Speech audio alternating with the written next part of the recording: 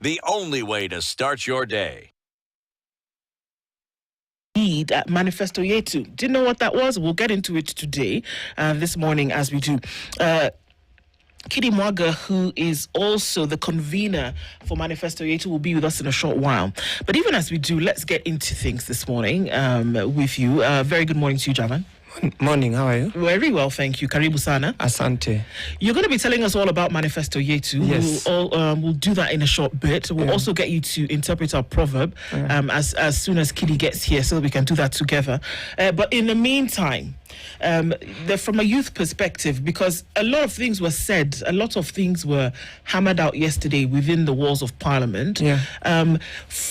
If you were to look at the things that were said by the President yesterday in terms of how government has performed and the plans for the future, what do you feel about these? I truly feel like government was talking from a space of ambition, not necessarily a reality on the ground. Because being one of the young people that has truly experienced what is happening out there, and also have had conversations that, of course, we will talk about later with young people across different regions of Kenya, that is not the reality on ground. And of course, we would love to see that articulated. We've come from a point where there are so many promises that don't actually come to be reality. And yes, it is easier said than done. The question would be then to pinpoint in reality where those things that were mentioned are in. Interesting, Javan. And you see, the president in his speech said that we have to be factual. Yes. How we pronounce anything regarding our country, exactly. So that we don't mislead Kenyans. And you put it rightly so, evidently. All the papers support you today that some of the things he said were more ambitious than factual. Yes. But what are some of the areas you feel that we were misled, that we were misguided? For once, I want to talk about two things. The TVETs, and the president outrightly pointed that our TVETs are very well sufficiently, have what it takes. I've been to some of them, and I want to talk, for example, about Nairobi region. Yeah, yes. Most of these TVETs are not as said. And this is something that comes from the actual beneficiaries, those that go into those TVETs. And what was said yesterday might be just a sampling of some of them. We will not say entirely that it's not there, but it's not in that lump sum as was put out. The second one is in the sector of job creation. Yes. And as we saw in the last 2 years, young people have shown their frustration because there's lack of employment, saying that the privatization that has been done is to save that seems as an ambition. And what I'm saying again, let it remain as an ambition that we are working to and not the reality as of now. Okay, let's take a couple of steps back because, as you may know, we look at a proverb from a different African country every week. And even as we get into this conversation, let's just hear your interpretation of this. Our proverb this week are from Guinea.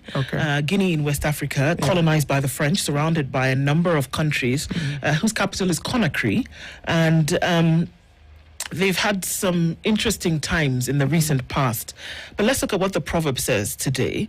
It is God who drives away flies for the tailless animal. It is God who drives away flies for the tailless animal.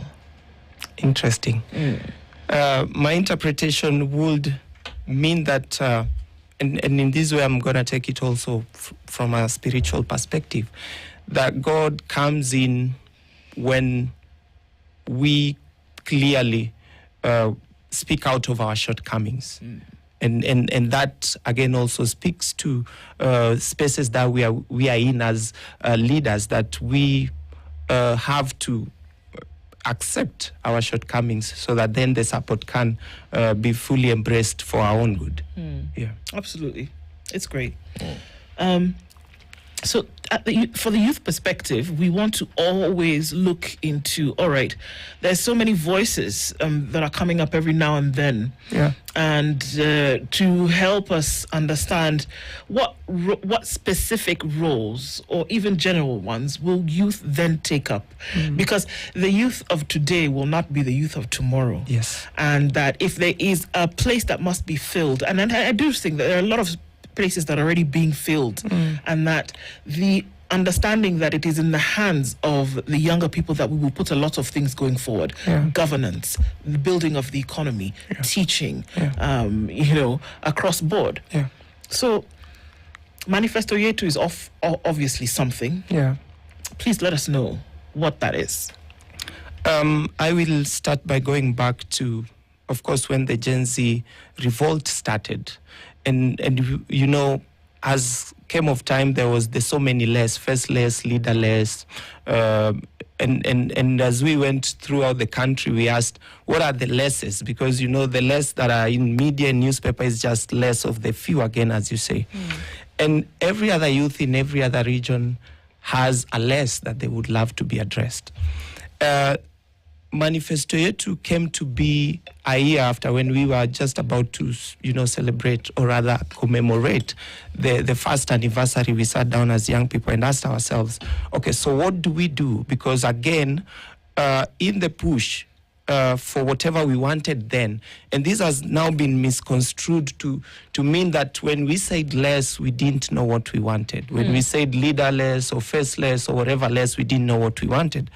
But entirely and deeply, it meant that we didn't want to be in office to mean change. We just wanted the right things to be done. But going forward, we thought to ourselves, okay, who's saying what, from what angle, and to whom? So then the consolidation of young people to seek a manifesto, because again, we know we were talking to the leadership, but the leadership comes from the people through a process, a democratic process that Kenya has. And every other election cycle, our so-called leaders who want to take up office will come up with a manifesto and say, okay, this and this is what we will do, ambitions that they have for the people. But as young people, we felt and mostly still feel that those manifestos don't come from our own giving, our own contributions. So then Manifesto Yetu seeked to go around Kenya and get to really, really hear what the young people want in all sectors, consolidate them as one and come up with a manifesto that can be used by all political parties, by independent candidates, and also something that outlives the political, seasons. When we say we are getting into 2027, the Manifesto Yetu seeks to consolidate voices that can be anchored on even past the electioneering period. Yes. Okay. So then how would we see that and say that Manifesto Yetu is actually being lived out? Exactly. That's a good question. The process that we are still in and we are soon coming to a validation is that we've sat down with different stakeholders. We've gone to different regions of Kenya. Of course, we would have wished to go to the 47 counties that we have, but time and resources couldn't allow us, and then we reverted to the so-called regions, or rather the provinces that we have. So we've gone to regions, collected voices, consolidating them now, and of course, after validation with these same young people, put it out there, push it, with our leaders to see that it is articulated. Of course, it's long work that we have ambitions and seeing them, but speaking to each other and living by those, then we'll see us achieve something. Okay. The convener of Manifesto Yetu is here. Kitty Mwaga is here this morning. Good morning, Kitty. Good morning, dear. How are you? Yeah, easy like a Sunday morning. Yeah, but except that it's Friday. Could have been a better morning. Right? Yes. But you're all right? Well, thank you for making it here this morning. Javan was just, kind of explaining to us a little bit about what Manifesto Yetu is. Yes. And we're coming from a place whereby there's the youth, this one block that everybody keeps talking about, youth employment, youth politically, youth this, that, the other thing. without taking into consideration that there are quite a number of sections of voices that are already speaking up. That there are young people who are speaking up in their communities. Yes. There are young people who are doing things in their communities. Yes. There are young people who are offering themselves up in positions of leadership. That's true. So is this coming to consolidate all of that, or is it another voice that's being added to what is already there? A profound question, do. Well, you remember that last year and this year, we've had very many voices of young people. For instance, you know that I ordinarily identify as the convener of Interparties Youth Forum. So we decided as young people from different sectors that it was improper for us to be speaking in a segmented manner. So for instance, the latest survey by TIFA was indicating that the most popular political party in Kenya is UDA, standing at 16%. That meant that there were so many other voices out there that whenever we were speaking would be left out. Jovan, as you might have discovered already, is an exceptionally talented political organizer, but and also a creative within the very many sectors and communities in Kenya. There are other people who are representing different other interests elsewhere.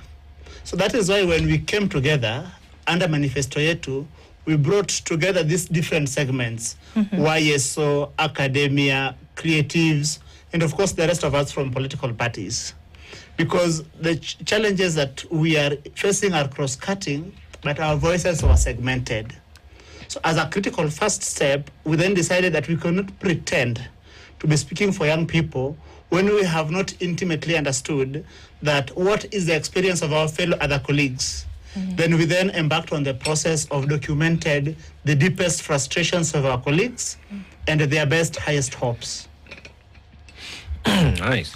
Well, and when you look at that process of Yes. trying to have a collage of issues, Yes. bring them on board from all corners of the world, and onboarding various set groups,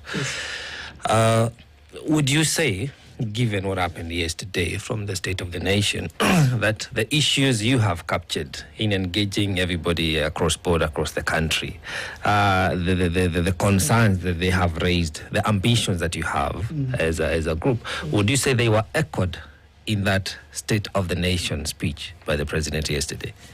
Oh, well, one thing I would say is that the president's speech was very pragmatic and very conciliatory. You noticed that the president spoke without any hubris, but then speech in itself is not enough. So one thing we have made peace with as young people is that the issues of young people have always been left out and left behind. For instance, the last administration did young people bad in very many respects. But again, you remember that President Kenyatta is one of the most eloquent statesmen we have this side of the tropics. Right. So then we decided that we will turn the issues of young people into political questions and then attempt to find a political answer to them.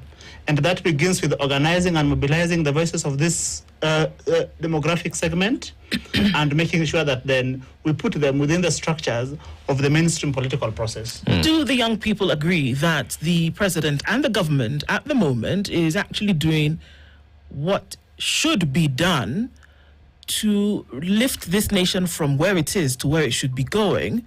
Because you mentioned that his speech was void of hubris. If anything, it was peppered with hubris because he said very clearly that he has done the best amongst presidents for a long period of time. He said that he has sorted out the nation. He was extremely confident in himself. Yes. So I don't know that that would be the position that he presented yesterday. It didn't come from a place whereby he was meek and humble and saying that we've messed up but we'll do better. It came from a place where he's sure about what has been done and where the country's going in the future.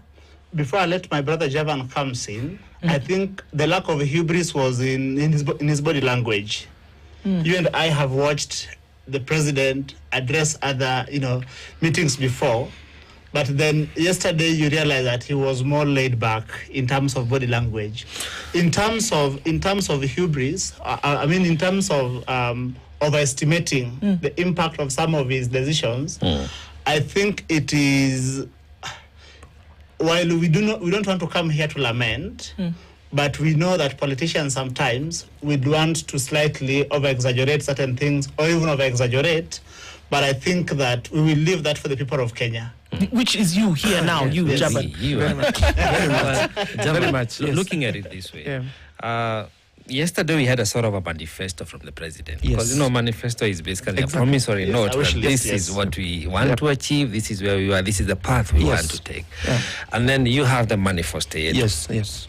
Simply put, Yeah. can the two marry? As is of now, the two still are in a tangle, not entirely marrying because, as I had alluded to earlier, the president's proclamations yesterday don't entirely, concur with the young people's true experiences and lived experiences on the ground. Right. And that is what we seek to change, because then, as you rightfully put, those are the manifestos of the government. Then we are bringing the true, voices of the young people and looking at too, can they communicate? Where can we do corrections? Because then we want to also, in some instances, assume that our leaders might be living, far from the realities on the ground, and we seek then to speak to them factually. Yes. And this is what we are collecting on the ground, so that when we move forward, it's not hearsay. It's these Factual versus based, these, yeah. and this is where we want to go. And we're not pushing them to the corner and saying that you must achieve this overnight. But this is how we want it to be done, and this is what we look at. So sticking to that realistic approach, Yes. which is good because that's the only way to achieve any realistic change. Yes. And also echoing what you said earlier, that we only have leaders, I call them employees. The president is my employee. Yes, we that's pay true. him from Yeah. our taxes. But we only have these employees that we put in office through a democratic process. Yes. From the collecting of issues Yes. from the youth across the country. Yes. I don't know what the position is regarding voter registration, Yeah. because the only way to actively participate Yeah. in this democratic space and process of having employees in office is going to the ballot, so that the manifesto Yes. that the manifesto yetu is putting together Yeah. and other like-minded voices can be well addressed. Yes. How is that coming along? Because the number has been too low in terms of new registration. Two things are happening now. Right. From what has happened in the last 2 to 3 years is that we have had voter apathy. Those who've registered have not turned up to vote. But also from the last 2 years, we know that there is a possibility, a great possibility, that we will have first-time voters. These two demographics are the ones that we are also speaking to really turn the wheels, because they have the power that for some reason those who had registered and never voted felt like was not, going to bring change. But that is changing, especially now that we are doing the manifestos ourselves. The one thing that has been there, and we go down there and ask them, first, do you think manifestos work? The feeling of most of them is they don't. But when we dig deeper, is why does it not work? The feeling is that because they never participated in making those manifestos, and that then means the priorities set by their leaders were not necessarily their priorities. So this is changing now, because then we are bringing priorities that, if taken up by leaders and of course speaking to each other, then change will for sure be seen. Now, Kidi, do the youth understand that what Javan is saying, that bringing this manifesto, the active participation will only be realized when you come out and vote, however you vote, whoever you vote for, because that's the person you're trusting to further the agenda. Do the youth understand? And why are they not coming out to assume their right position? Because the initial civic duty is for you to register as a voter. So then I can come and say, whatever the president said is not right. I don't agree with it. It does not address my daily needs as a student, as a mother, as a husband, whatever it is in the country.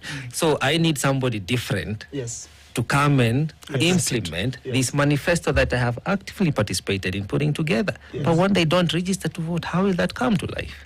profound question. Now, part of why we've been witnessing rising youth voter apathy has been how so many young people have been consistently let down by the political process.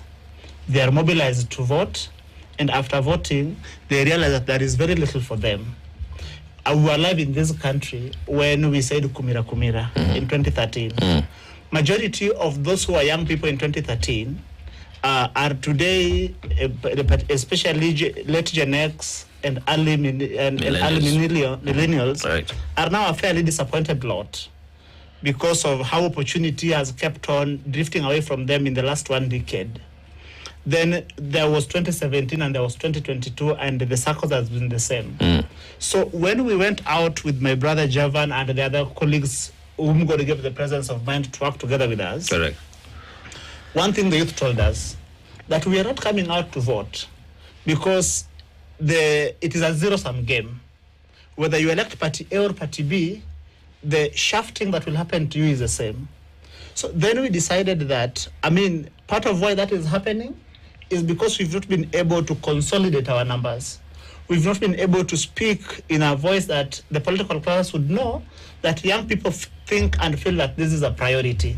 So when we came together under Manifesto Yetu, then we are saying we are not coming with any solutions to you, fellow dear countrymen, but we are saying that if we have documented our frustrations and presented it to the political class, while at the same time mobilizing our numbers, then maybe something will happen. Yes. So usually when we look at politics, is that politics in its original idea came about to solve issues in society through representatives. That is, the politics now played the game so that you get these representatives that can sort out an issue. So that's why people enter into politics. Over time, it's been bastardized. We know that has happened. That people then use this politics to then get themselves in a position for self-servitude and self-expediency and power and money, essentially. It's been corrupted. But if we look at it in its true form, then we say, okay, we're getting into this game of politics in order to put somebody in a position that is going to right certain things in society or at least uphold certain things across board, right? So what are some of those issues? Because we keep doing, maybe we can get to it today finally. Is that we keep saying the youth agenda, okay, provide jobs, okay, put somebody, we need a younger person in. What are the issues that young people have or that would want to correct if they were put in those positions of leader? What are those actual issues? Because talk about manifesto, those are the things that essentially go on this document. There's so many issues to be addressed, but I want to speak up to 2 or 3. One of them is the democratic process that we have as a nation, and in the midst of it, in the depth of it, is that we have political parties that work as vehicles into this process, in and out. And young people have shown remorse to the processes that political parties are formed not on basis of solving issues, but on basis of just carrying some individuals or some narratives or some blocks. These has to change, and young people have clearly spoken out to this, that we want political parties that are addressing issues. Not narratives, not tribes, not seasons, but addressing issues. So the manifesto also seeks to build leaders, because sometimes we say we have leader A, leader B, leader C, but what is the processes of having them come from the ground up to leadership positions? So the manifesto seeks to also have a consolidated approach and issues that they can work on through and through. Let's look at our election cycles. 5 years, if we were to have leaders built in within 5 years, and say, and I'll use an example, in county assemblies or in members of parliament, Right. Why don't communities already identified who could be their leaders before electioneering period? Because then we don't have such structures, such spaces to build them. We seek to have such structures and such spaces, so that also if you become a member of a political party, you're not there because someone just brought you in. You're there because the party speaks to issues that relate to you and your communities, and you can address them.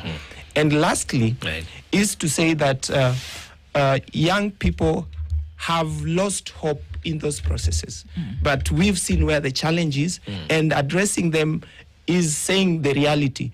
Maybe 2027 we might not have the best, but what is the percentage that we are looking at? And if we look at 2027, 2032 and after, can we be somewhere? So these are the three things that we are seeking to address. And of course, it's a long process. Well, Javan, I have you know. Yes. There is no reason why you cannot have the best in 2027. This country is ours. We are the voters. We are the ones who decide. So, in hindsight, I'll take you back again to the voting, because the initiative you have is great. Yeah. This is what the country needs. People discussing and conversing around the issues they want to see changed and how they want to see them addressed. Yes. But when it comes to a point whereby we overlook the foundation of change, because we're in a democratic space. Yes. If we were, for lack of a better example, at war, like Sudan, we'll be seeking peace. Yes. If we were in a more shrinking democratic space like Tanzania, we'll be looking to expand that. Yeah. But as we have a very good, decent, modest constitution that allows us to participate, when we overlook the initial qualifier of you to come and say, I'm going to have Kidi as my MCA, I'm going to have Javan as my MP, I'm going to have Ndu as my president. When you overlook that phase by not registering as a voter, then all this is going to be rhetoric and promises like we had yesterday from the State of the Nation. I don't know if Javan will go first. I will say that has been the issue then in the past. But we need also to speak to two areas: those who need to vote and those who have the mandate to do the process. Because sometimes, and we've seen these, we've asked these questions, and partly what we are doing now in our sittings and convenings, we also call the IBC to come and do voter registration, and it is working well. The difference, or rather the situation that is now, we are also in a world that things have changed and things are moving faster. We are also speaking to a young generations that looks at, for example, making work easy. We were all taught this, make work easy. While we are working with systems that seem not to make work easy. We are not by any means taking that as an excuse, but why are they not doing that? We are coming out en masse, but sometimes you go to a ward and you ask the young people, do you know where the IBC have set up their tents? And they'll count 1, 2, 3, and they're like, but the other one is way, you have to take a lot of time to go there. Yes, we can. But why are we not investing as much into also reaching into the people? And we have to speak to each, to that aspect. Thank you. Well, one, you asked that question, I thought I answered it. I'm sorry if I didn't. But over and above what Javan has said, is that also remember that this country has experienced loss of trust in institutions. And therefore, part of the many starting points we have is a question of rebuilding trust, especially between the young people and some of the institutions of what you call political competition management institutions. One of them being IEBC. As we were doing our convenings, both stakeholder convenings and regional convenings, we would, as is rightly said, that we would look for the nearest IEBC office. And IEBC was very helpful, that many of the times they would send their officers next to our convenings, and as we were convening in the course of the day, the registration would be going on. Still, the numbers are not very up there, but nothing is lost. Part of why nothing is lost is, remember, this is a continuous voter registration process. When we have the document, when we engage in a comprehensive political education, I think we will give the young people the reason to come out and determine their fate, knowing that that fate lies in their vote. Thank you. Okay. Thanks, Kidi. Well put. Shifting gears a little bit. So yesterday the president gave the State of the Nation.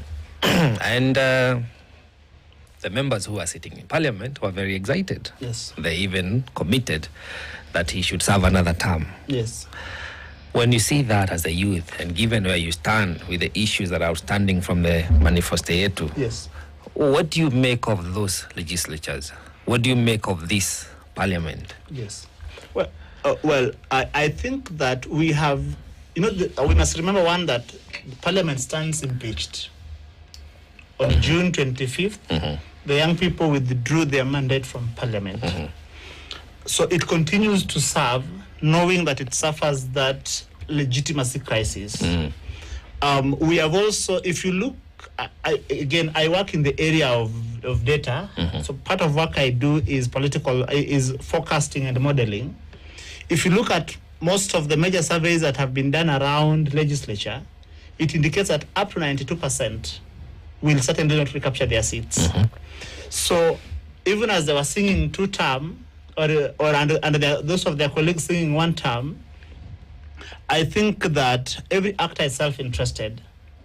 And so they were acting, of course, in their self-interest. But I think that the young people have internalized where the problem is, the weak link is. The weak link, in our estimation, includes, but not limited to Parliament, because of some of the legislations that Parliament has passed consistently.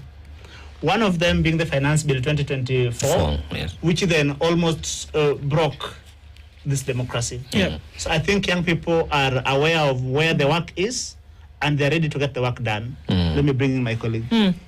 You've said it well, Kidi, and I think truly, and I want to again leave it to the people. Sometimes we judge in all sum, which in a democracy shouldn't always be the case.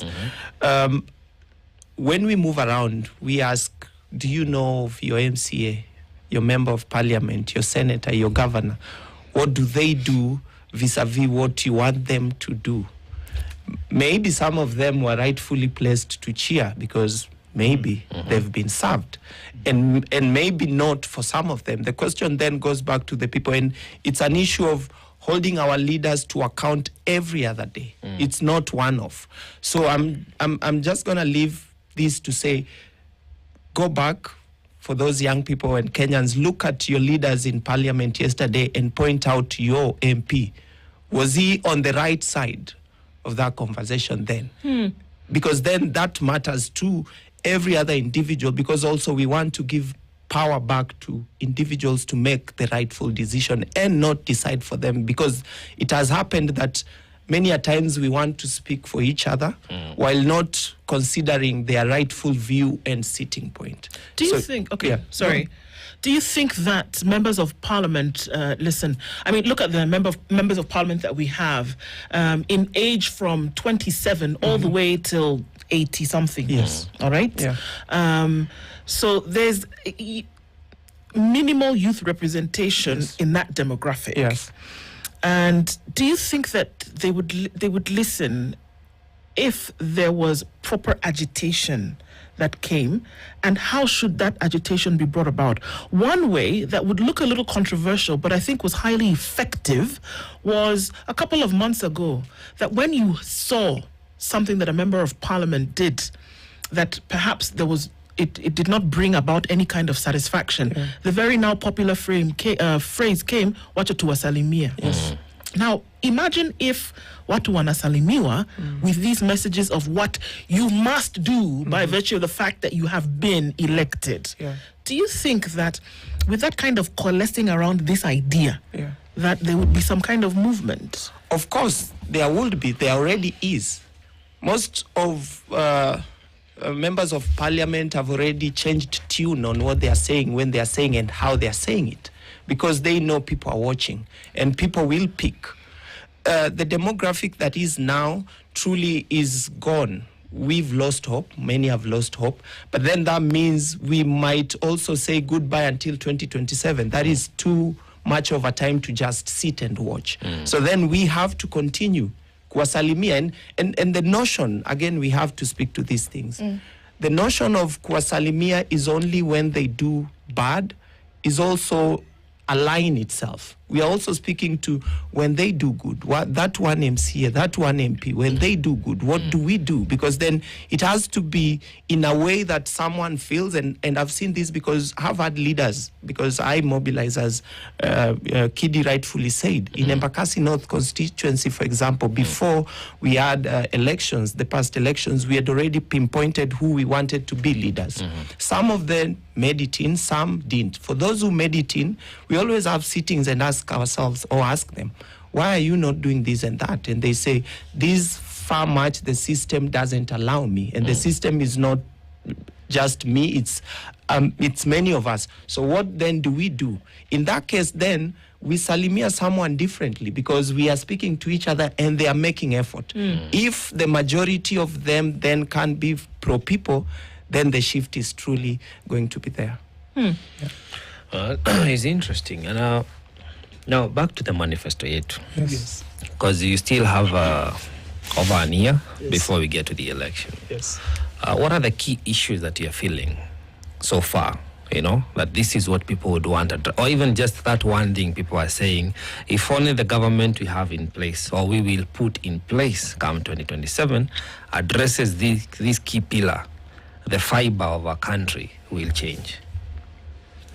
We've got the structure of how the manifesto will look like is already out. Because after we finished collecting views, we engaged experts, 2 of them I must say, and we are now working with them to make sure that they help us in the drafting. Again, part of why that happened is that some of us are politically aligned one way or another, and so therefore to make sure that our individual biases does not seep into the document, we then give that process to an independent persons. A number of issues come up, but I think even my brother attempted to mention it earlier. The question on peace and security, we think that the question of constitutionalism and the rule of law is one thing that was cross-cutting from Homa Bay to Mandera, where we went with my brother Javan. We were at Garissa, Mandera TTC. From Busia, where our other colleagues went, to Kajiado, where our other teams were. That question is cross-cutting. I will let Javan speak to other issues. Okay, Javan, please. Thank you. The other issue that has come out, and this again speaks very much to the youth and the youth sector, is the issue of unemployment. And remember, the manifesto is not just going to speak to the national government. We have devolution from, the Constitution 2010 that now really has devolved so many functions and resources. In Mandera, for example, the county government is the only employer. And then that speaks very differently if you were to look at the national government and the county governments. What this manifesto seeks is also to address issues that can be served on a county level. If we go to Mombasa, and the other day the presidency spoke about blue economy, we asked people, for example, from the coastal region and the Nyanza region, what is blue economy? How does your leader articulate to this? How do you yourself understand it? And what opportunities lie in there? So employment is one other issue that has really, really come out. And I think if truly addressed in a very sober way by speaking to the opportunities that are available, because also I think most of the time our leaders speak to opportunities that are just, up in the air. That's interesting. Yeah. Can we pick up that a little bit? Because I think there are very many things that have come out from government in terms of plans, and I think they're beautiful. I'll be honest with you. I think they're absolutely great plans. There's a G2G agreement between Kenya and the UAE, for example, to provide meat product to the Gulf countries. That's perfect. Put that on one side. But on this other side also, from the State of the Nation address, the president said that he has prioritized agriculture as one of the things that's going to boost the economy. There have been calls to make agriculture sexy again and put it in the hands of the young people. So where would the connection be then if we say, okay, is it possible that a young person who is a jobless today, for me, I would imagine that government would then be able to create an environment so conducive that young people, for example, you see that Nyota thing that they're doing, connect it to the thing that you're looking for that would then build the economy and say, put money in the hands of young people who would then be able to start an agricultural project with 2 nanny goats and 1 billy goat, Yes. and at the end of the day, or at the end of the year, you have 100, that you are curating for meat that feeds into this UAE Kenya project. Yes. You kill 3 birds with 1 stone, Yes. essentially. But our young people even are aware And that thing is inexistent, to then be able to push government to say, hello, we can take advantage of this agreement that you've made, but we are not powered with the opportunity. Yes. Are people asking these questions? rightfully said and put. And again, the opportunities that lie is across so many sectors. Just speaking to the creative economy or creative sector, for example, the creative economy, or rather what comes from the creatives in Kenya, contributes to 5% of our GDP. However, the investment that comes from the government is less than 1%. These things, young people know them. And they are, again, experts in every sector. The question that has been is who speaks to what in which way? Because you don't want to go to Mombasa and speak about farming. You want to go to Mombasa and speak about blue economy and everything. A good example was when we met the so-called beach boys. You know, that word seems and has always been put to look like, oh, beach boy. But that in itself is an economy that can be funded and used to employ people in Mombasa through the county government. They know, but how it's said, invested in, is the question. Young people know we want to offer a platform, for example, for agroecology and value addition. We have a lot that we can offer. We have a lot of opportunities to offer jobs, but then the platform that those conversations are happening is what is missing, and Manifesto Yetu seeks to give that. Again, that brings us to what I think the question that you asked earlier about the manifestos. The truth is that when governments are seeking the vote, usually they come with very good manifestos. And that is what you call the People's Manifesto. Yeah. But again, when they are in office, some of those priorities change because of other interests that, for purposes of this conversation, we will call the Contractors' Manifesto.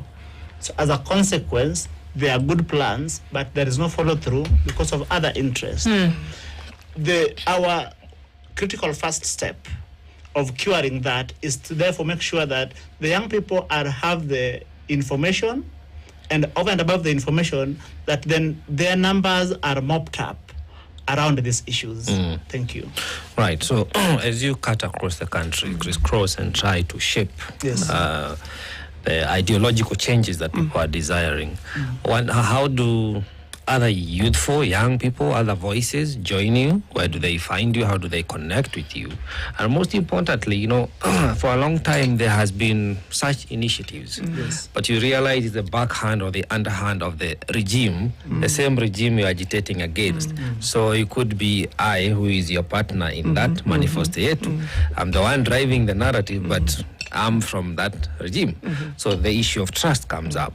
So how independent are you in terms of even like funding yourself, your initiatives? And then again, like I asked earlier, how do the other voices get to join you?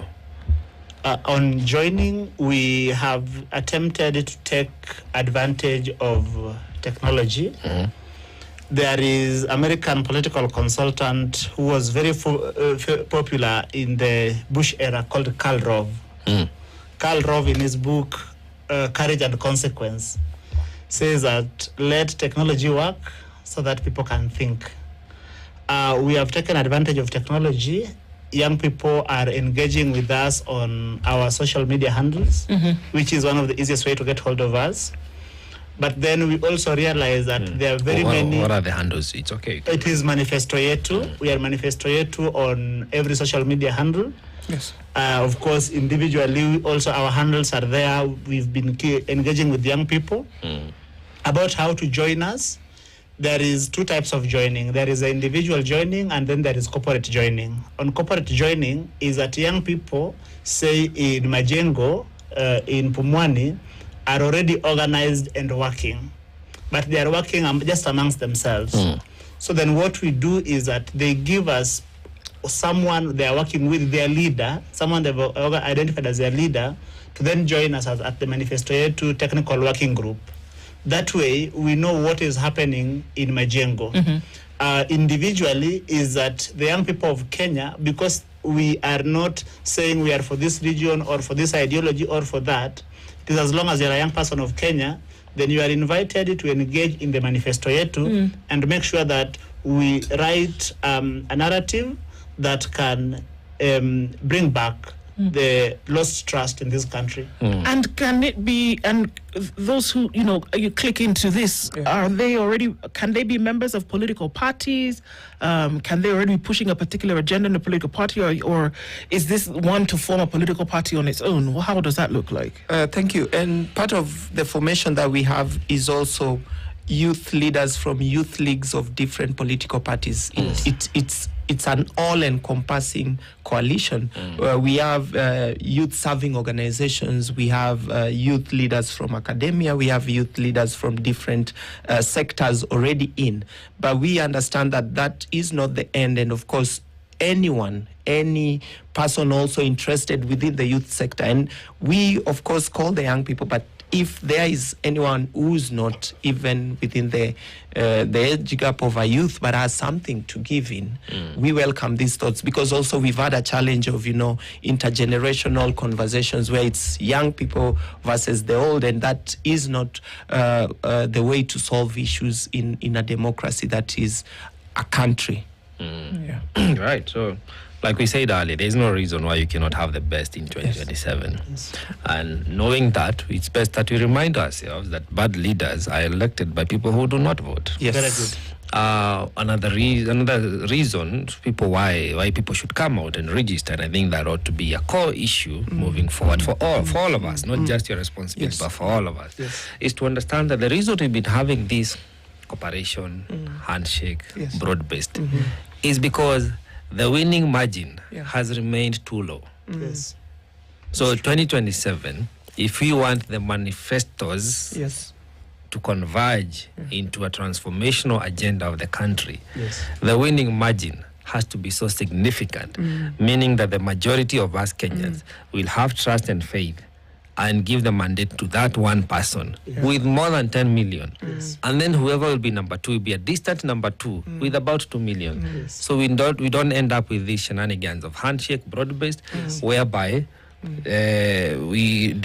end up with what you call voter apathy. People are like, even whether I vote or not, these people are going to march. I will be shafted the same manner. Yes, so please do come out and vote. But first of all, get the vote. Then we can argue on whom to vote for. Yes. That's my opinion. Thank you. Brilliant. I don't know if it is a chance to say our last remark. Go ahead. We are glad that we have met a pair of very brilliant journalists to ask us questions on Manifesto Yetu. I think the work is cut out for us, collectively as the people of Kenya, the young and the young at heart, to make sure that we turn the wheel of progress. Again, as Martin Luther King once observed, that change does not turn on the wheels of inevitability. It takes individual men like Ndu and Javan and the rest of us and the Kidimogas of this world to make sure that we make a small change. Thank you very much. Thanks, Kidi. Asante sana. I will just want to say that progress is not linear, and every one of us has a responsibility. The journey is on. The commitments are on. I've seen it from our young people from every other space. The saying then would be, let's step out in our numbers to do whatever it is that we want to do to change this nation. We've committed ourselves as the Manifesto Yetu, and by large, this is our responsibility as a people. I mean, it's great to hear that, the conversation is for continued steps towards a nation or statehood that involves the people, but not just involves the people, but involves the people engaged in proper governance, proper leadership, proper involvement when it comes to any direction that the nation wants to take. Thank you both for being here this morning. Of course, necessary for us to look into these things. We're coming off of the state of the nation and looking into the next week, where many have said a litmus test is being put out for what the next 1.5 years will look like when it comes to the nation's politics. but very clear that we can't keep quiet about some of these things. We must be involved in these conversations. We must form the discourse, and we must be front and center when it comes to how nations will be governed, how funds will be spent, how people will be involved. And we're glad that you're doing that and being involved. And so let's see what it comes out to be. So don't stop talking, don't stop engaging, and thank you for being here this morning. Thank you very much. Thank you. This country is better because you're around. Well, there you go. Asante Sana. All right, getting towards 8 o'clock. We'll come back after it and look a little bit more in depth into the state of the nation. Good morning. It's 8 a.m. This is the Situation Room, the only way to start your day.